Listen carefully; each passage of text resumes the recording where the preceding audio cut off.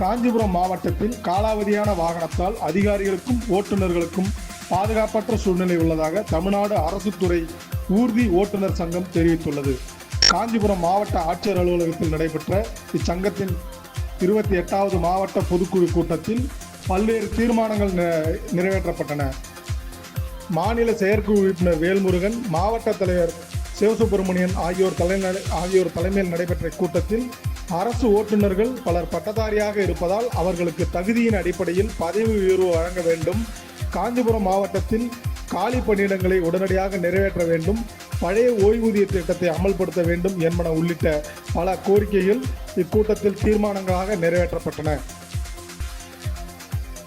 காஞ்சிபுரம் மாவட்டத்தில் உள்ள அரசு அலுவலகங்களில் ஊர்தி ஓட்டுநர்கள் பணியிடங்கள் காலியாக உள்ளது. இந்த பணியிடங்களை காலமுறை ஊதியத்தில் வேலை வாய்ப்பு அலுவலகம் மூலம் ஓட்டுநர் பணியிடங்களை உடனடியாக நிரப்ப வேண்டும்.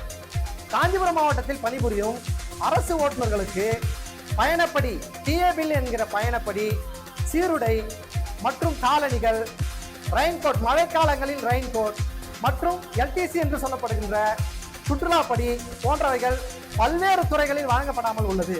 இதை மாவட்ட நிர்வாகம் உடனடியாக கவனத்தில் கொண்டு ஓட்டுநர்களுக்கு அவர்களுக்கு தேவையான உரிமைகளை, அரசு வழங்கியுள்ள உரிமைகளை பெற்றுத்தர ஆவணம் செய்ய வேண்டும் என்று அரசு துறைகளில் தமிழகம் முழுவதும் பணிபுரியும் ஓட்டுநர்களில் ஓட்டுநர்களாக பணியில் சேர்ந்து பணி ஓய்வு பெறும் வரை ஓட்டுநர்களாகவே தங்கள் காலத்தை கழிக்கும் சூழ்நிலை உள்ளது.